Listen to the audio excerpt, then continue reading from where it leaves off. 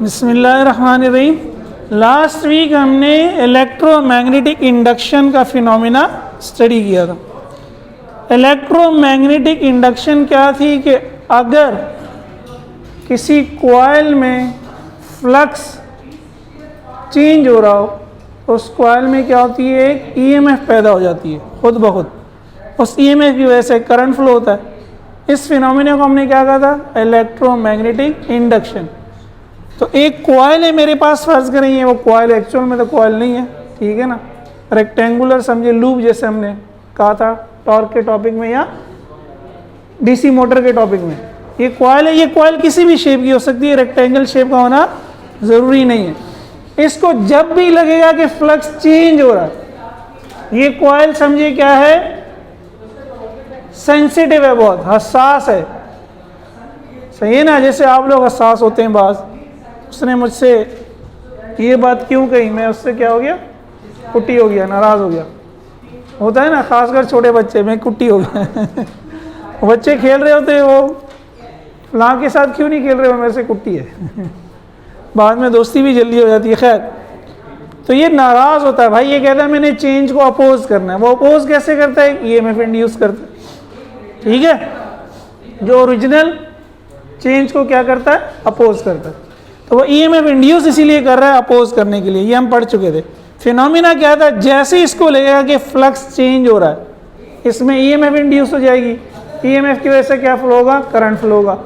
वो करंट की डायरेक्शन हमें किसने दी थी, लेंज़ेस लॉ ने। इस ईएमएफ का हमें किसने बताया था, माइकल फैराडे ने। तो मैंने कहा था देखिए दो तरीके, या तो रिलेटिव मोशन हो, या तो ये मेरे पास मैग्नेट है या इसकी फील्ड वीक है, स्ट्रॉन्ग है। जैसे जैसे दूर जा रहा हूँ फील्ड क्या है, वीक है। लेकिन जैसे जैसे मैं मैग्नेट को करीब लाता जाऊंगा तो इसमें से जो नंबर ऑफ लाइंस गुजरेंगी उनकी तादाद क्या होगी, बढ़ती जाएगी। तो इसको लगेगा कि फ्लक्स चेंज हो रहा है। या मैग्नेट को कॉइल के करीब लाऊं या कॉइल को मैग्नेट के करीब लाऊं। तो रिलेटिव मोशन, एक तो ये कि मैग्नेट या कॉइल की मैं रिलेटिव मोशन करा दूं। दूसरा तरीका है मैं मोशन ना कर रहा हूँ, किसी और तरीके से फ्लक्स चेंज करा दूं, किसी और।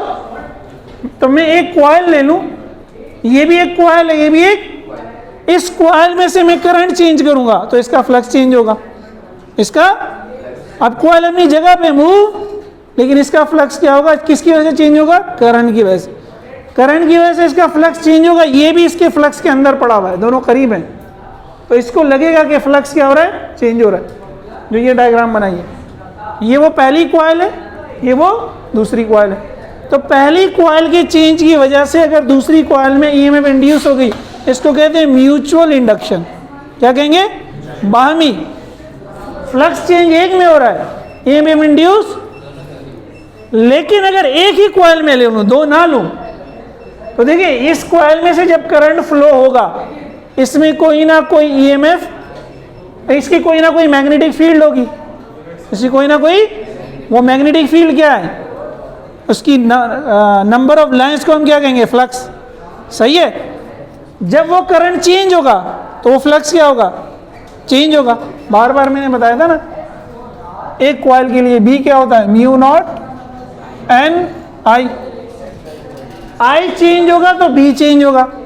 जब बी चेंज होगा तो इस कॉइल को अगेन क्या फील होगा कि फ्लक्स क्या हो गया, इसका अपना फ्लक्स, एक्सटर्नल फ्लक्स नहीं, ये अपने फ्लक्स के अंदर पड़ी हुई है। लास्ट टाइम मैंने समझाया था, एक नॉर्थ पोल बन जाता है एक, जब करंट फ्लो होता है। अगर इसमें से कांस्टेंट करंट फ्लो हो रहा है तो उस फ्लक्स के मैग्नीट्यूड चेंज नहीं हो रहा। 10 लाइनें हैं तो 10 हैं, लेकिन आप करंट बढ़ाएंगे तो लाइन की तादाद क्या होगी, बढ़ेगी। करंट कम करेंगे तो लाइन की तादाद क्या होगी। तो इस कॉइल को, तो कॉइल ने यही डिटेक्ट करना है बस, उसको इससे सरोकार नहीं है फ्लक्स चेंज कौन कर रहा है, उसको फ्लक्स का क्या चाहिए, चेंज चाहिए। इसने जैसे ही डिटेक्ट किया कि फ्लक्स चेंज हुआ, इसने ईएमएफ क्या कर दी, इंड्यूस कर दी। तो कॉइल के अपने फ्लक्स की वजह से अगर उसमें ईएमएफ पैदा हो रही है, वो क्या है, सेल्फ इंडक्शन। और अगर दूसरी कॉइल की वजह से उसमें ईएमएफ इंड्यूस हो रही है तो वो क्या है, म्यूचुअल इंडक्शन। तो ये सवाल एग्जाम में या तो अलग अलग आ जाते हैं, जैसे मैंने लिखे कि explain phenomena of self induction, derive expression for self inductance, या explain phenomena of mutual induction, derive expression for mutual. कभी कभी इनको वो फेराडेज और लेंजेस लॉ के साथ मिला के लॉन्ग क्वेश्चन बना देते हैं। तो पहला पार्ट क्या होगा, सही है, explain Faraday's and Lenz's laws of electromagnetic induction, या तो इससे पहले लग जाएगा या तो, और सेकंड पार्ट ये हो जाएगा, सही है। तो वो हमने लास्ट लेक्चर में कर लिए थे, आज हम ये कर रहे हैं। तो अब चलें इसको देखते हैं एग्जामिनर से जो आपने नंबर लेने। तो सेल्फ इंडक्शन की डेफिनेशन क्या हुई, the phenomenon in which a change in current in a coil induces EMF in itself is called self induction. इसी कॉइल का चेंज होने वाला फ्लक्स इसमें ईएमएफ पैदा करेगा, वो क्या कहलाएगा, इंड्यूस ईएमएफ। एक्सप्लेनेशन क्या होगी, consider a coil of N turns, फर्ज किया इसके एन टर्न्स है, connected with an AC source. AC source last time भी समझाया था मैंने आपको, उसमें वोल्टेज खुद ही वेरी हो रहा होता है, हमें कुछ करना नहीं होता। ये एसी है, एक्चुअल में जो 220 वोल्ट हम कहते हैं, लेकिन बाहर ये जीरो है, ये भी जीरो है, ये भी जीरो है। ये टाइम जैसे जैसे गुजर रहा है वैल्यू आहिस्ता आहिस्ता क्या हो रही है, बढ़ रही है। ग्राफ तो याद होगा ना, ये टाइम है, ये वोल्टेज है, वोल्टेज बढ़ा करंट बढ़ गया, वोल्टेज बढ़ा करंट बढ़ गया, वोल्टेज बढ़ा करंट बढ़ गया, वोल्टेज बढ़ा या वोल्टेज कम हुआ, सही है। तो magnitude of voltage continuously varies, किसी एक पॉइंट से अगले पॉइंट पे आप जैसे ही जाएंगे मैग्नीट्यूड क्या हो जाएगा, तो मुसलसल ये चेंज होगा। जब ये मुसलसल चेंज हो रहा है, करंट मुसलसल चेंज होगा, वोल्टेज मुसलसल चेंज हो रहा है, तो करंट मुसलसल, क्योंकि वोल्टेज की वजह से करंट ना, इस कॉइल की रेजिस्टेंस तो फिक्स होगी। तो I बराबर V upon R, V change होगा, I चेंज होगा, I चेंज होगा, फ्लक्स चेंज होगा, फ्लक्स चेंज होगा तो EMF इंड्यूस हो जाएगी। तो यही हमने लिख दिया, when the current changes flux of the coil changes, as a result an EMF is induce in the coil. ठीक है, छोटी सी एक्सप्लेनेशन कर दी क्योंकि आगे डेरिवेशन है वो थोड़ी लंबी है। यही काम म्यूचुअल में, the phenomenon in which a change in current in one coil induces an EMF in another coil is called mutual. दोनों को एक साथ इसलिए करा रहा हूं ताकि आपको समझ में आए दोनों में फर्क नहीं जी। यहां दो कॉइल्स हैं और यहां एक कॉइल है, बाकी काम वही हो रहा है। अब हमने क्या लिख दिया, consider two coils placed close to each other as shown in, as shown. Close to each other रख दें, या मैंने लास्ट टाइम भी याद है आपको बताया था, हम एक कोर ले लेते हैं। हम क्या करते हैं, कोर ले लेते हैं। ये कोर ये भी हो सकती है, इस पे एक कॉइल चढ़ाओ, कॉइल तार होती है ना, धागा होता है, इसी तरह तार भी होती है बिजली की। बिजली की तार का मैंने एक सिरा अपने हाथ में पकड़ लिया, लपेटना शुरू किया, लपेट दिया, तो दूसरा सिरा भी बाहर निकला है। ये क्या होगी, एक कॉइल होगी, उसी के ऊपर दूसरी भी लपेट दी। तो पहले वाली क्या है, प्राइमरी, दूसरे वाली क्या है, सेकेंडरी। प्राइमरी से मैंने वोल्टेज जोड़ दिया, सही है। अब सेकेंडरी प्राइमरी के ऊपर ही है, तो प्राइमरी का फ्लक्स सेकेंडरी को भी मिल रहा है। दूसरा तरीका क्या है, मैंने आपको कहा था, एक रेक्टेंगल शेप का कोई फ्रेम ले लो लोहे का, एक साइड पे प्राइमरी लगा दो, दूसरी साइड पे सेकेंडरी। तो वो फ्रेम क्या कर रहा है, फ्लक्स को, प्राइमरी के फ्लक्स को सेकेंडरी तक। तो किसी तरह से भी आप प्राइमरी का फ्लक्स या कुछ भी ना करो, दोनों को करीब रख दो, तो भी प्राइमरी का फ्लक्स क्या होगा, सेकेंडरी को मिलेगा। ठीक है। Consider two coils placed close to each other as shown, one coil connected to AC source is called primary. ये जिसके साथ हमने बैटरी जोड़ी है या एसी सोर्स जोड़ी है, बैटरी नहीं सोर्स, ये प्राइमरी है, ये ट्रांसफार्मर बन रहा है समझो। The other coil is called secondary, ये दूसरे वाली क्या है, secondary. When current flows through primary, जब प्राइमरी में से करंट फ्लो होगा क्या होगा, इट्स फ्लक्स चेंजेस, इसका फ्लक्स क्या होगा, चेंज होगा।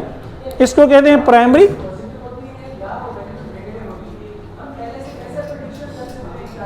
इसको कहते हैं secondary. As a result, an EMF is induced in secondary because it is placed in flux of primary. Secondary में EMF क्यों इंड्यूस हो रही है, क्योंकि वो प्राइमरी के फ्लक्स के अंदर है, प्राइमरी का फ्लक्स उसके में से भी क्या हो रहा है, गुजर रहा है। सही है भाई। अच्छा, ये उतार लें, फिर इनकी वो जो एक्सप्रेशंस हैं वो देखते हैं दोनों। हमने कुछ एजम्पशंस कर ली। पहले सेल्फ इंडक्टेंस को देखें। ई इंड्यूस IND हमने नाम दिया उस EMF को जो इस कॉइल में इंड्यूस हो गई, एन इसके नंबर ऑफ टर्न्स हो गए। अगर n ये टर्न्स 1 2 3 4 5 6 तो भी n क्या होगा 6 के बराबर। आप n 10 करें, टर्न्स 10 करें तो n 10 हो जाएगा। I क्या है इसमें से जो करंट गुजर रहा है, ठीक है, इसमें ये जो करंट गुजरेगा उसका नाम क्या हो गया I। इस करंट के नतीजे में इसमें फ्लक्स पैदा होगा, वो क्या हो गया फाई। मैग्नेटिक फील्ड पैदा होगी और मैग्नेटिक फील्ड की लाइंस की तादाद क्या है, फ्लक्स है। अब फेराडेज लॉज हमने पढ़े थे पिछले लेक्चर में। फेराडे ने फॉर्मूला क्या दिया था कि ये जो फ्लक्स की वजह से जो ईएमएफ इंड्यूस हो रहा है फ्लक्स चेंज होने से, उसका फॉर्मूला क्या होगा, number of turns multiply by rate of change of flux. वही पिछले लेक्चर में पढ़ा था ना, पक्की बात है, याद है ना, याद है। अच्छा, फेराडेज लॉ, फेराडे लॉ, यही फेराडे लॉ था ना, ये इंड्यूस बराबर होगा minus N delta phi upon, minus sign किसकी वजह से, लेंसेज। अब एक्सपेरिमेंट से ये पता चला, देखिए ये फ्लक्स कौन जनरेट कर रहा है, करंट। भाई फ्लक्स तो करंट की वजह से ना, तो इसका मतलब ई इंड्यूस करंट पे भी डिपेंड करेगा। It is found that E induce is proportional to rate of change of current. तो ई इंड्यूस डायरेक्टली प्रोपोर्शनल है rate of change of current के भी। प्रोपोर्शनैलिटी हटाई तो इक्वल लगा दिया और कांस्टेंट। यहाँ कांस्टेंट का नाम है एल, जिसको कहते हैं सेल्फ इंडक्टेंस। यहाँ भी माइनस आएगा क्योंकि इंड्यूस्ड ईएमएफ के फॉर्मूले में हमेशा माइनस आएगा, किसकी वजह से, लेंसेज। तो negative sign in both equations is due to Lenz law. अब सेम यही काम है, फर्क यह है कि करंट प्राइमरी का, फ्लक्स प्राइमरी का, नंबर ऑफ टर्न्स सेकेंडरी के, ईएमएफ भी सेकेंडरी में पैदा हो रही है। तो देखिए एजम्पशंस क्या किए हैं, ई एस नाम दे दिया ताकि क्लियर हो जाए कि किसकी बात हो रही है, म्यूचुअल इंडक्टेंस की। ई एस का मतलब है EMF induce in secondary, N S number of turns of secondary, I P current in the primary, current primary में फ्लो हो रहा है, phi P flux of primary, flux भी किसका है, प्राइमरी का। According to Faraday's law secondary में जो ईएमएफ इंड्यूस हो रही है, ठीक है, नंबर ऑफ टर्न्स तो सेकेंड, अच्छा मैंने गलत लिख दिया,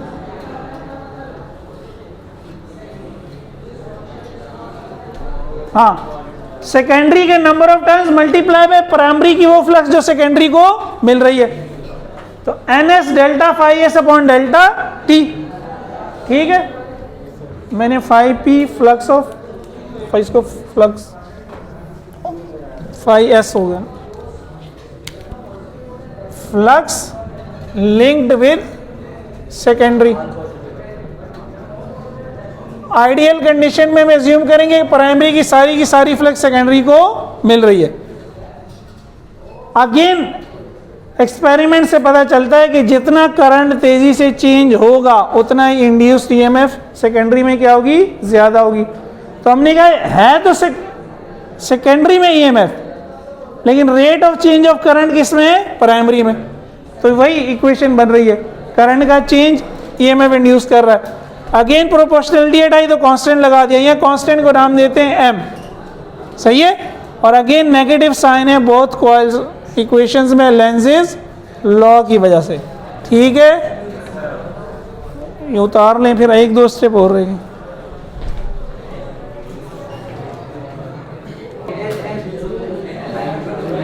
सेल्फ इंडक्शन में ये इक्वेशन 1 है, ये इक्वेशन 2 आई, दोनों की लेफ्ट हैंड साइड सेम है, दोनों को हम कंपेयर कर लें, एक की वैल्यू दूसरे में पुट कर लें।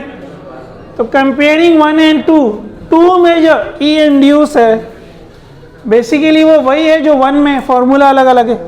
तो ई इंड्यूस बराबर है ई इंड्यूस, यहाँ 2 की में क्या वैल्यू है, minus L delta E upon delta T. 1 में क्या वैल्यू है, minus N delta phi upon delta T.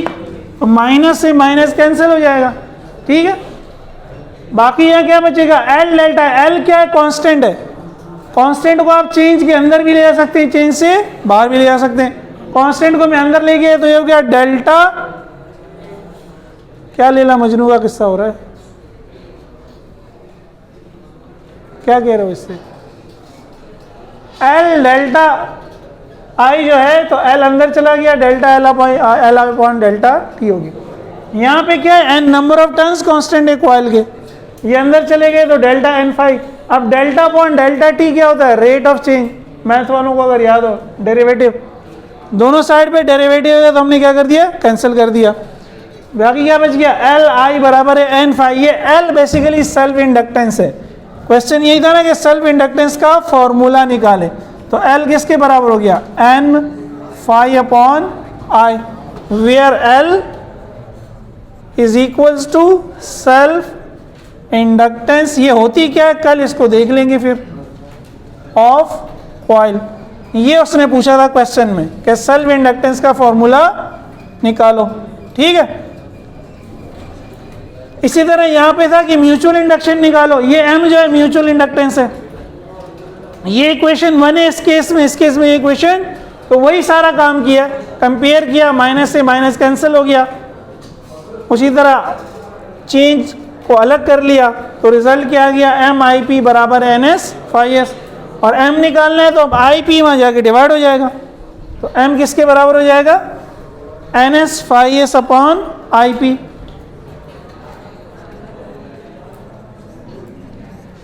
ये म्यूचुअल इंडक्टेंस का फॉर्मूला हो गया। तो ये डेरिवेशन यहां खत्म हो गई। सेल्फ इंडक्टेंस यूं समझ लो,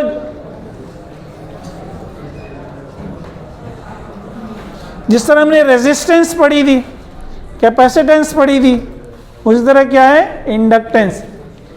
रेजिस्टेंस क्या है, opposition to the flow of current. Capacitance क्या थी, एबिलिटी टू स्टोर चार्ज।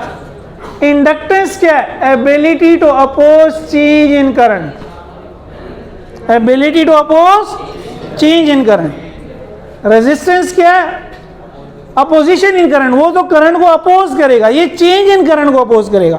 अगर करंट बढ़ रहा है ये कोशिश करेगा वो ना बढ़े, अगर करंट कम हो रहा है तो ये कोशिश करेगा कि ये कम। तो इसके बहुत ज़्यादा यूजेस हैं सेल्फ इंडक्टेंस के भी। और म्यूचुअल इंडक्शन तो ये है, इसकी वजह से बिजली हमारे घरों तक पहुंच रही है, जो हम पीएमटी कहते हैं, पोल माउंटेड ट्रांसफार्मर। पोल माउंटेड ट्रांसफार्मर में यही एक सेकेंडरी होती है, एक प्राइमरी होती है। ट्रांसफार्मर म्यूचुअल इंडक्शन के फिनोमिना पे काम करता है। और ये इंडक्टर जो है, या ये हमारे घरों में आ रही होती है 220 वोल्ट। आपकी लैपटॉप या आपके मोबाइल की बैटरी कितने की है, 3.7 वोल्ट। तो ये 220 को हमने कम करना होता है, म्यूचुअल इंडक्शन। प्राइमरी के टर्न्स ज़्यादा होंगे, सेकेंडरी के टर्न्स कम होंगे, तो सेकेंडरी का वोल्टेज कम होगा। प्राइमरी के टर्न्स कम होंगे, सेकेंडरी के टर्न्स ज़्यादा होंगे, तो सेकेंडरी का वोल्टेज ज़्यादा होगा। तो ये डेली लाइफ में आप यूज़ कर रहे हैं जाने बगैर, डेली लाइफ में आप यूज़, ये जो एडॉप्टर है आपके पास, जितने भी एडॉप्टर्स हैं उनके अंदर समझे छोटा ट्रांसफार्मर लगा हुआ है, म्यूचुअल इंडक्शन का काम हो रहा है। और आपने शायद एक दफ़ा पूछा था सर वो कॉइल क्या होती है, वो इंडक्टर होता है, सेल्फ इंडक्शन। भाई कहीं बिजली हुई, कहीं आसमानी बिजली पड़ी अचानक से किसी चीज़ पे, तो उसमें करंट क्या होगा, एकदम राइज होगा। उसको कौन रोकेगा, इंडक्टर रोकने नहीं देगा, हाँ बढ़ने। या आपके पास आपने देखा होगा आपके जो मोबाइल लैपटॉप का चार्जर होता है, ये केबल जा रही होती है, यूं करके उभरा हुआ होता है, और उसके आगे जो है ना ये इंडक्टर टाइप की चीज़ है, समझ। ये भी क्या करता है, हाई करंट को फ्लो होने नहीं देता, काम तकरीबन वही करता है, ठीक है। बहरहाल ये बाद में पढ़ें।